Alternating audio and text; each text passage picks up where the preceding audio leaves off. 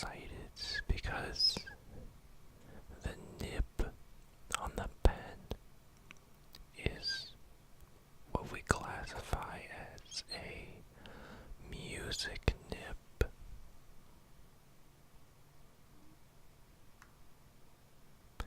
If we zoom in,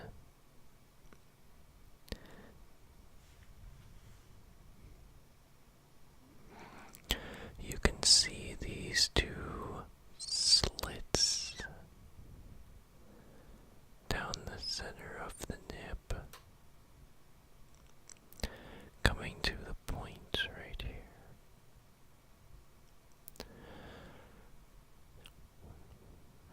This is what helps ink flow through the nib and to the tip of the pen much better.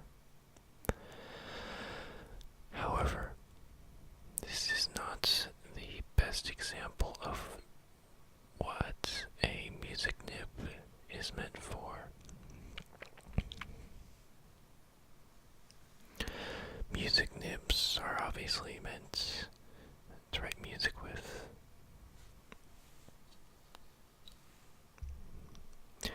The only problem with this type of nib is you can notice that on the tip of the nib is just a ball of iridium right here. Now, this will work fantastically for any type of writing.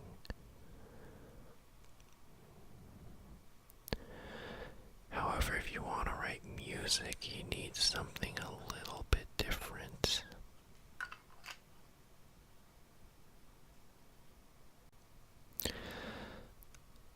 Let me switch modes on the microphone. So now you can hear me speaking on this side and on the other side. This pen features a true music nib.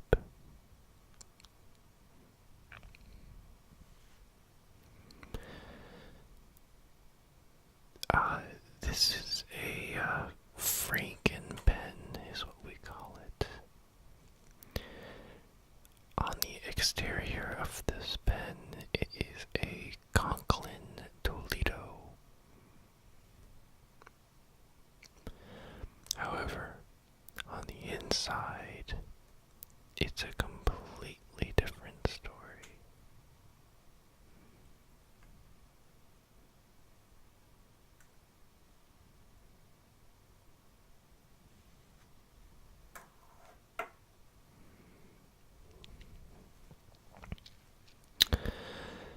This Franken pen originally had a Conklin Toledo number 2 nib.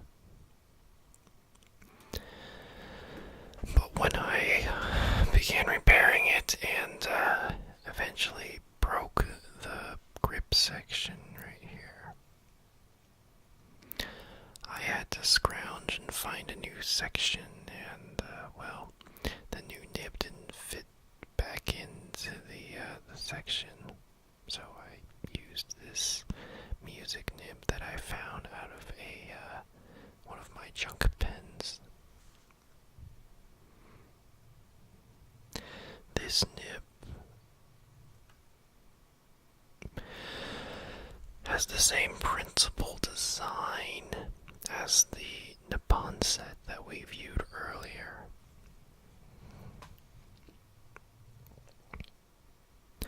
One of the main differences, though,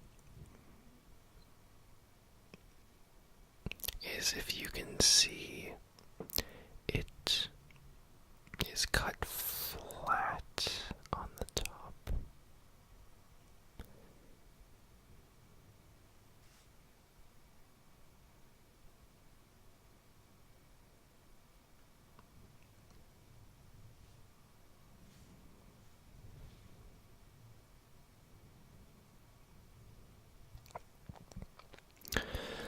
this makes a huge difference because this is considered an italic nib. We can actually write legitimate music looking notes with this nib, and I'm going to show you how.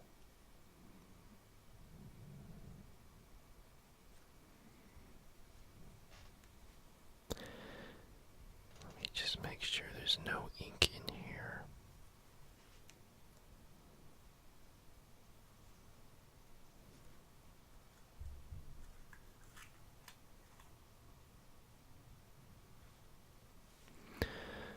Let me grab my staff paper.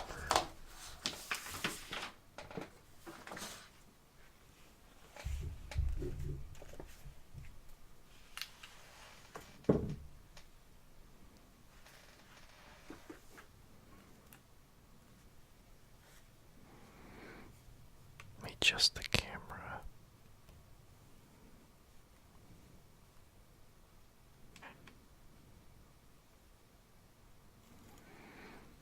And finally, let's grab our ink.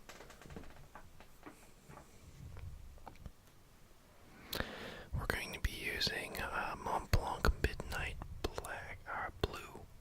Midnight Blue. This ink is a fantastic ink. It's very smooth.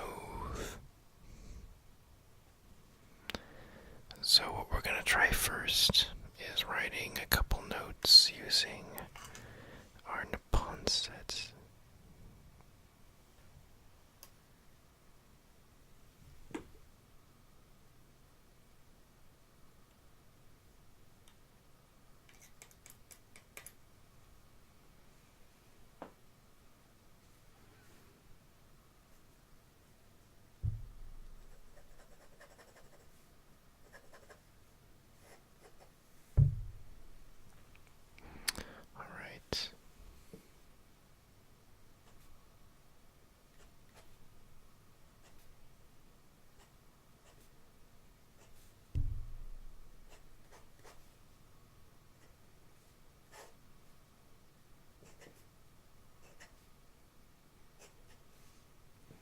Bear in mind, I'm not writing anything in particular, I'm just writing notes.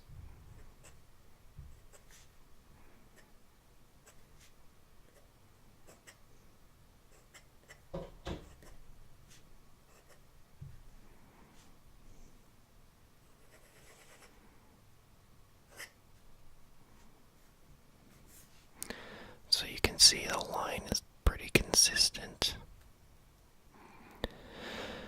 And it should be, I can flex it, but that's not what you're supposed to do when you're notating music.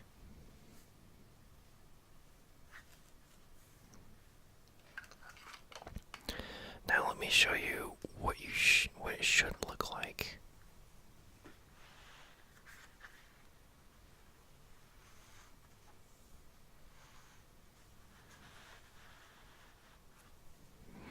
Let's grab our Conklin.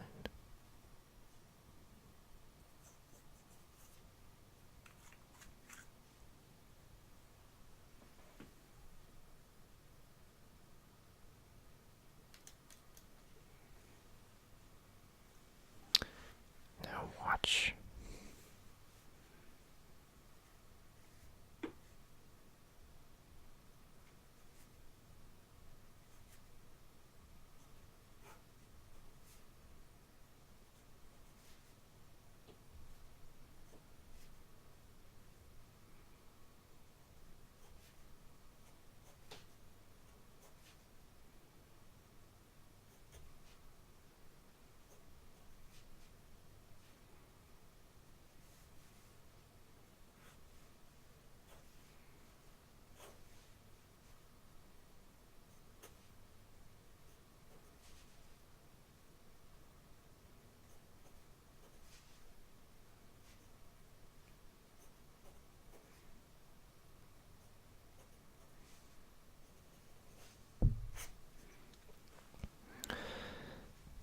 So that's with the music nib right here, with the Italian music nib. Notice a difference.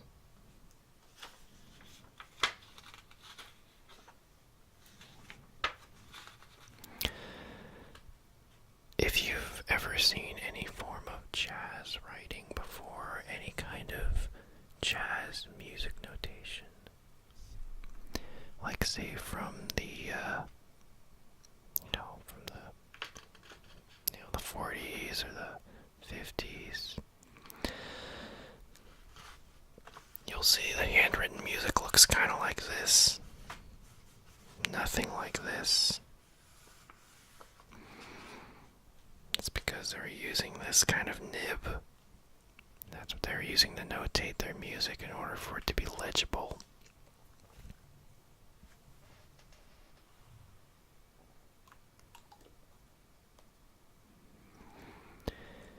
If you ever study any jazz scores, it'll be self-evident that, if you want to write music to look like what it did, you can either use a notation software, which is what most of us use nowadays anyway. It's faster, more efficient, and it looks much smoother and more even. But if you really want to be authentic, you use one of these nibs. And it took a lot of work back in the day to craft some of these beautiful jazz scores.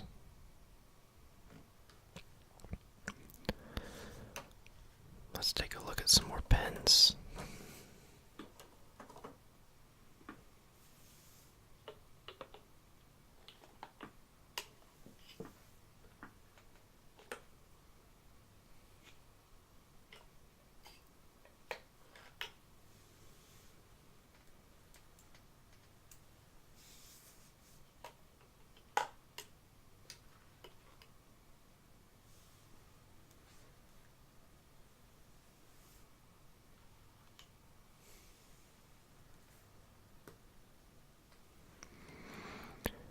Give me 1 second, I'll be right back. Alright, we are back. Sorry about that.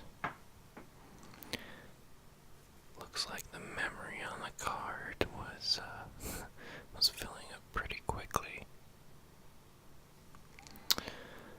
So here are the pens that I've brought out. And they all have one thing in common.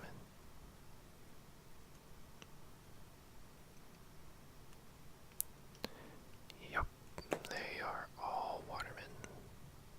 Every single one.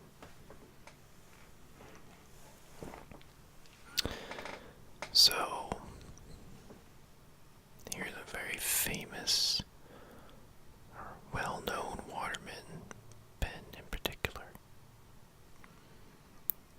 This one is the Waterman 52 in Red Ripple.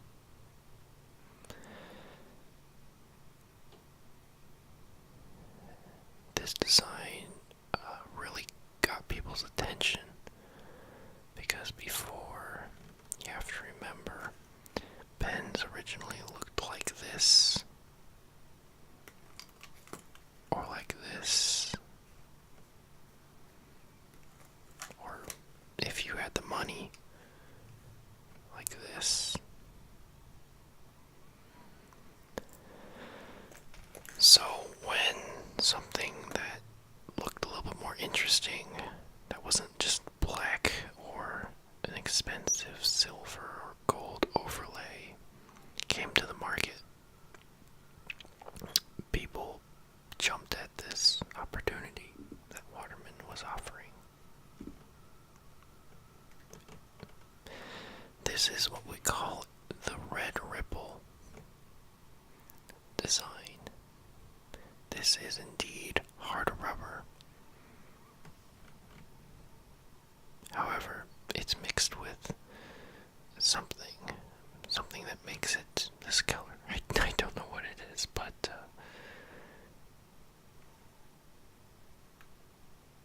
it's very, very nice.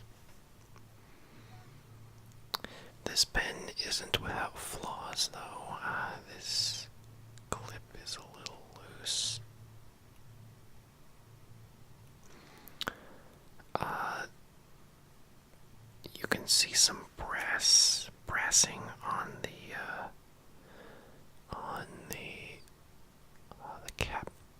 cap band right here.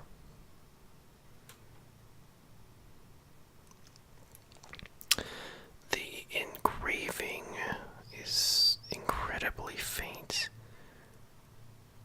You can pick it up right there. There's not a lot more to it.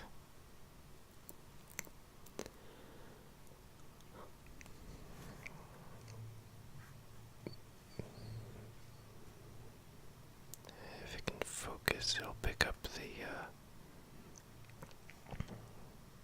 there we go. You have 52 on the bottom. I'm not too familiar with the Waterman date codes. So, but each of those numbers means something.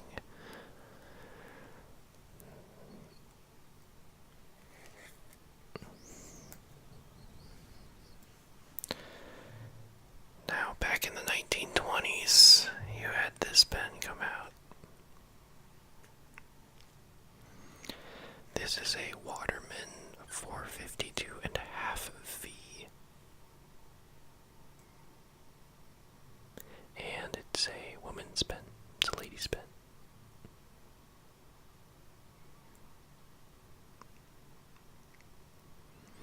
I've got several ladies' pens in my collection, not because I love ladies' pens, but it's what I can find, and it's also what I can afford. I'm young, I don't have money yet, so I can't afford a $400 or $300,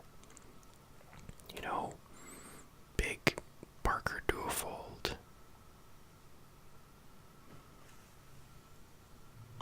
I just cannot afford a big giant Parker Duofold Senior.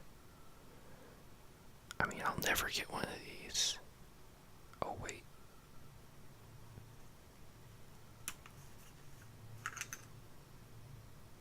Yep. But I didn't buy it. I didn't steal it either.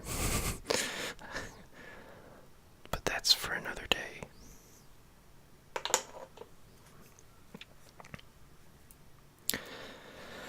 So what makes this a lady's pen? Well, there's a couple of things. First of all, the size. Well, let me bring out the other guy again. Or, well, here's a good example. So this is another Waterman 52.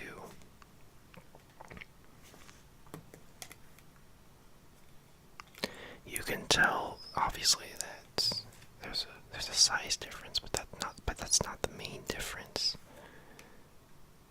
The main difference is what's on the top of the cap is this little ring. Now, there's a lot of ladies' pens out there that have this ring, not just Waterman.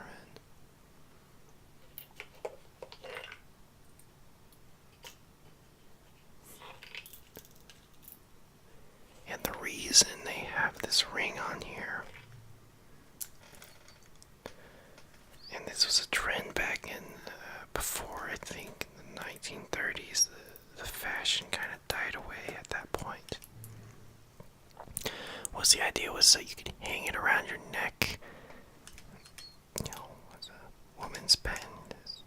So you use this almost as like a necklace, dangle it, then you could unscrew it and then write whatever you need to write with. Of course, women had petite hands during the day, or at least society was trying to pressure them to, that was the custom at least. And plus it was dangling between the cleavage, so it had some sort of sex appeal, of course.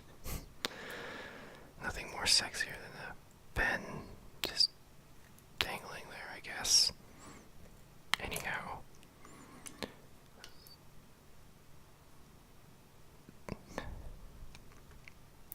So,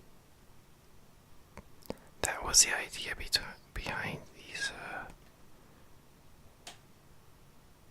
rings?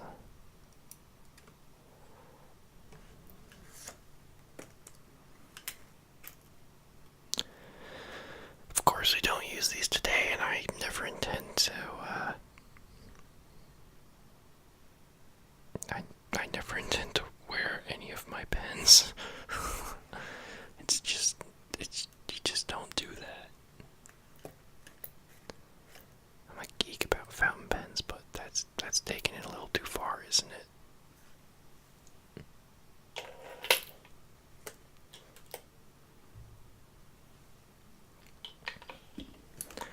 Now the other thing I want to show you that was interesting about this guy is what's under the hood. Now, when I first got this pen, I was actually a little bit disappointed to find that the nib was not the original nib that came with the pen. Let's see if I can zoom in enough.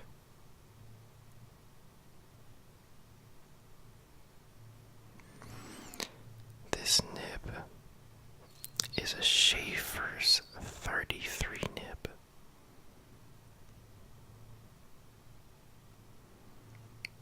And I was disappointed, but it gets better. Look at all of that iridium on the tip. This is a stub nib. This is a custom Schaefer 33 stub nib. I've never heard or even seen one.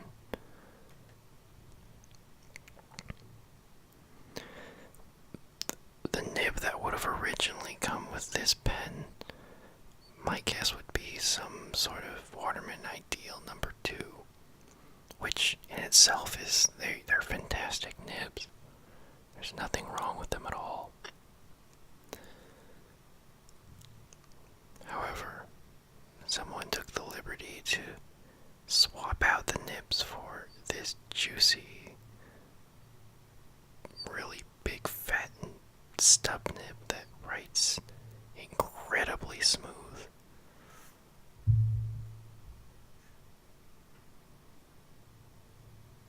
And that's something that I'm okay with.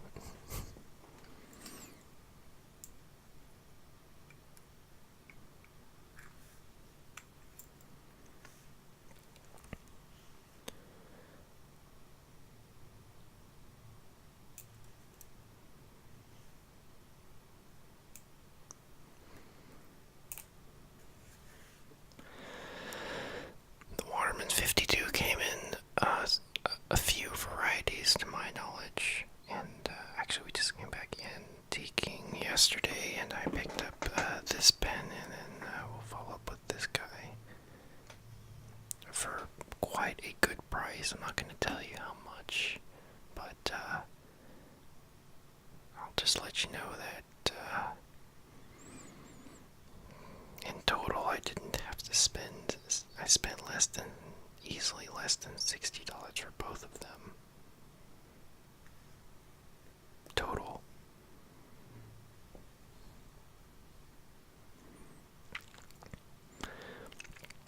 But this pen, I mean, there's nothing, I guess there's nothing too spectacular about it. It's just a Waterman 52. And this one does have a number 2 nib on it, which I just finished repairing today.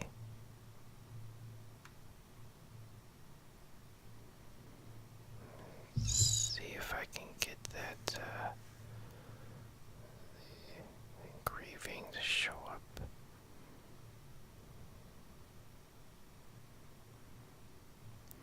It's got quite a bit of flex on it, which I can demonstrate.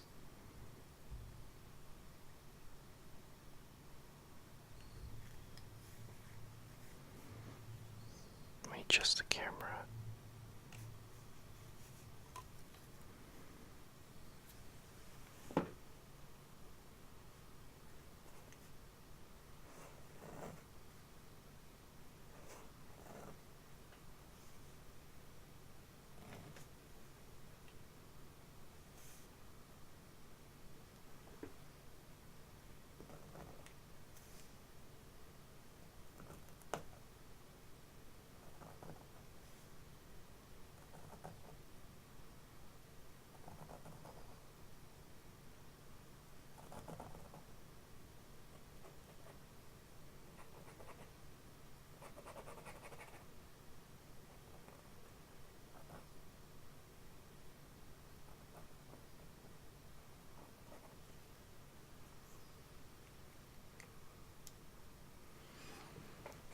see how much flex is in this nib. It's really great, and I don't have to push too hard for it to come out. But what's even better is this guy. I've had this pen for several years. This was one of my first fountain pens. I think this was my third vintage pen. I could be wrong, it's been a while. I have like 50 pens, so I can't keep track very much anymore. This is a Waterman Lady Patricia fountain pen from about 1936 to 1940. That's when they made these. You'll notice a lot in my videos that I will have lots of ladies' pens. And again, it's not because I love women's pens. It's because that's what I can afford. And that's what I usually find. First of all, I just like to admire just the beauty of this absolutely gorgeous red marbled celluloid body. Especially in this light. I mean, look how beautiful that is.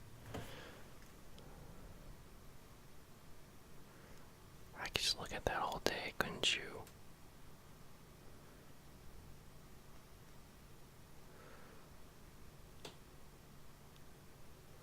Yeah, especially looking over here. I mean, just the depth. It's absolutely gorgeous. And then this silver. Like, if this was gold, I don't think it would have looked as pretty. But it's silver and it looks great. With this silver trim with this ruby red.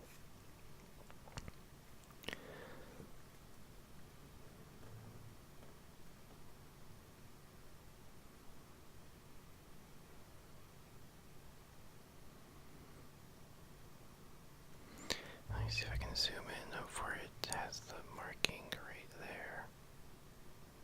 This is Waterman's. I hope it's getting it.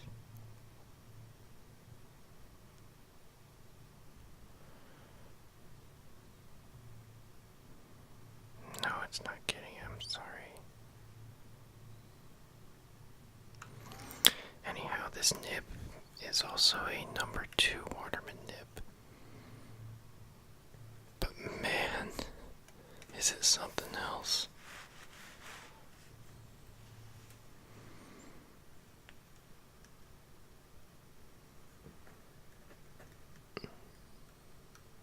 Let me zoom in and show you this.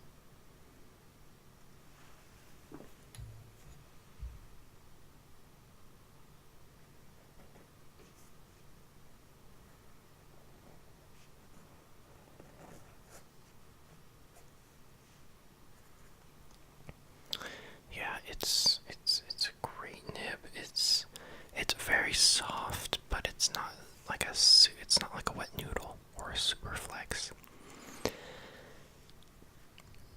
It's definitely a flex nib for sure, but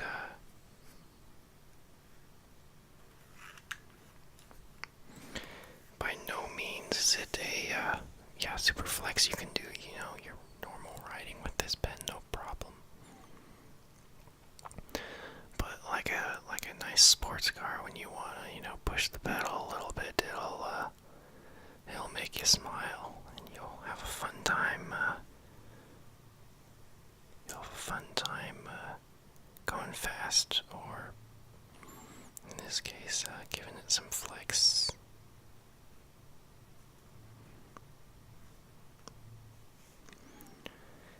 Now, our last pen that we're gonna go over today. Probably not as exciting, or as beautiful, or as interesting. So, why am I leaving it to last? Well, I am a nut for old pens and just old stuff in general. And we found this pen yesterday while we were antique shopping.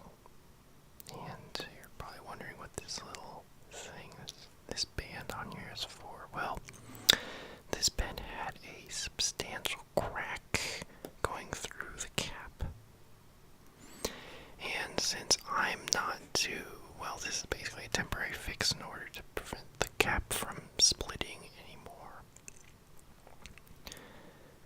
It's a temporary fix for now, but this is a Waterman 12.5.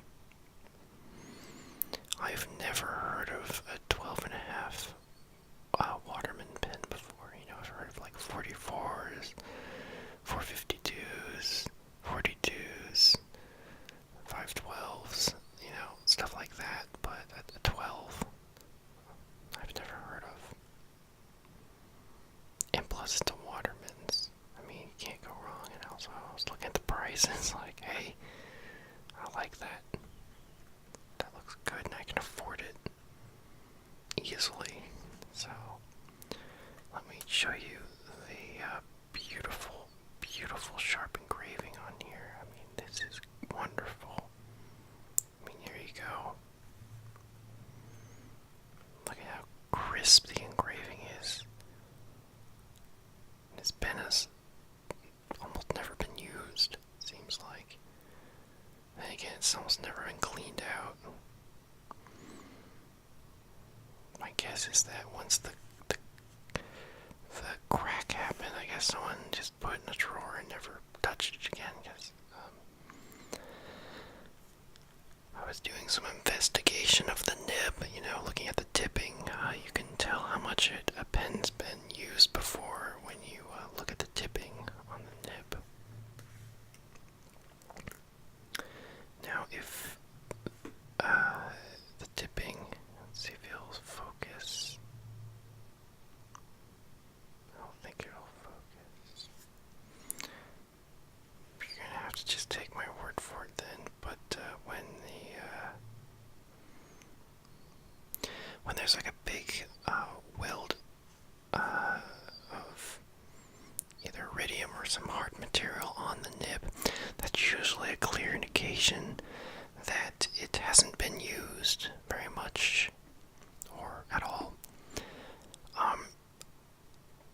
But if there's like a flat spot on the nib, like a clear flat spot, you'll see it. It's very obvious if you get a loop and you look at it. That's usually an indication that someone has used it before. And depending on the angle in which this individual writes at, this will show how much the pen has been used. And when I was looking at this guy in particular, I noticed it looked pretty clean, actually. It looked like no one's used it very much.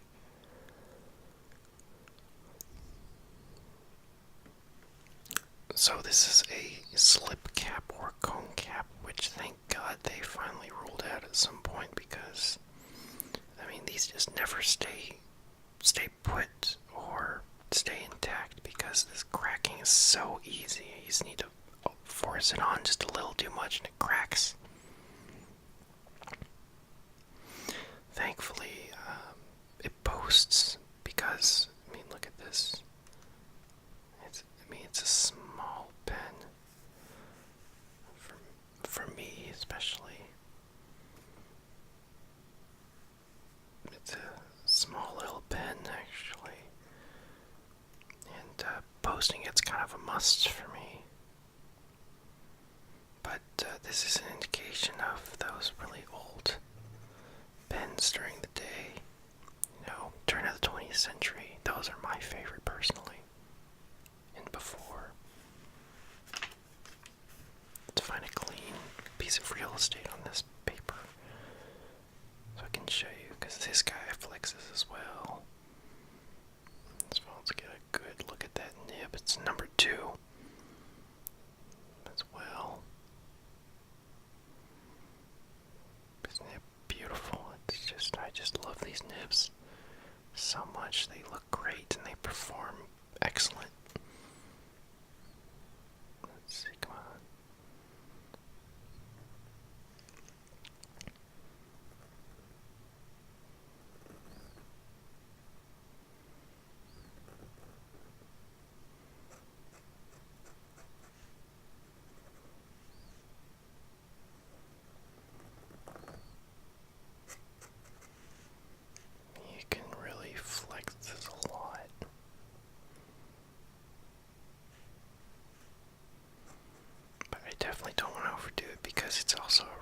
nice writer, albeit a little bit scratchy, but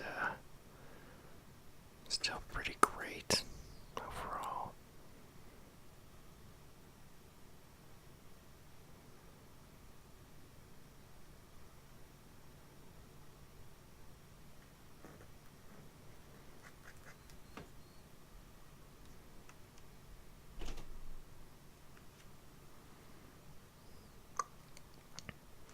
Now this pen, I believe, was I think it was manufactured at the turn of the 20th century, but I could be wrong. I have no idea. I think the book said 1905 to like 1915. Who knows?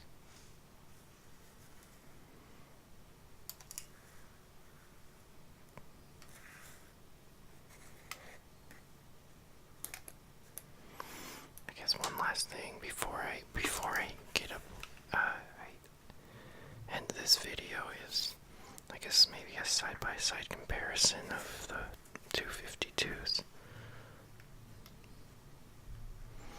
Size-wise, they're basically the same. Clear difference, obviously, is the design. You'll notice the band difference, and you also notice the clips. The clips are a very clear indication of dating the pens. The Red Ripple clip here is the latest. This, I believe, is from 1930 and on. This one, if I remember right, this one's from, I think, the 1918 to 1922, but I cannot be sure. I don't remember. Here, let me show you a little bit better of a look at that. This clip right here. It's got a clip cap in it. It says ideal. No patent dates or anything on there. Then for the other one, it says Waterman's an ideal.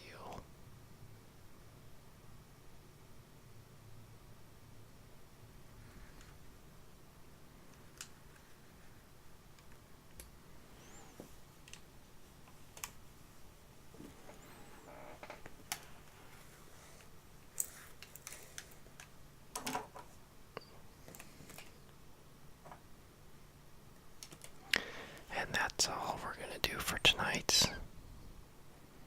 Thank you for watching. If you want to see more of these videos, please subscribe. Please leave a like if you liked it. Let me know what you think.